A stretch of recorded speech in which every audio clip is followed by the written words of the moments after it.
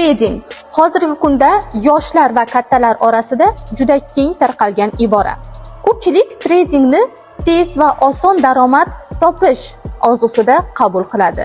Lekin shu bilan birgalikda soxta trading orqali firibgarlar ham ko'payib bormoqda.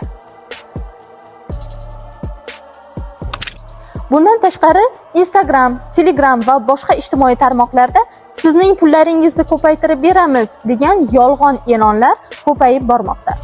O'zingiz bir o'ylab ko'ring, sizga agar kimdir ma'lum bir miqdorda pul bersa, siz uni ko'paytirib berarmidingiz? Albatta yo'q. Nima uchun kimdir kelib sizning pullaringizni qaysidir miqdorda ko'paytirib berishi kerak? Undan tashqari, siz suhbatdoshingizni umuman tanimaysiz. Mana shu savollarga o'zingizga o'zingiz bir javob berib ko'ring.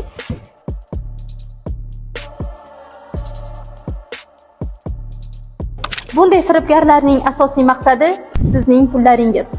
Professional hamda soxta treyderlarning farqi nimada? Soxta treyderlar har doim sizga qisqa muddatda juda katta daromad va'da etadi. Undan tashqari, shaxsiy bank kartalariga siz pul tashab berishingizni so'raydi hamda sizga hech qanday rasmiy hujjatlar va hamda litsenziyalar taqdim etmaydi. Taqdim etilgan litsenziyalar esa soxta bo'lib chiqadi.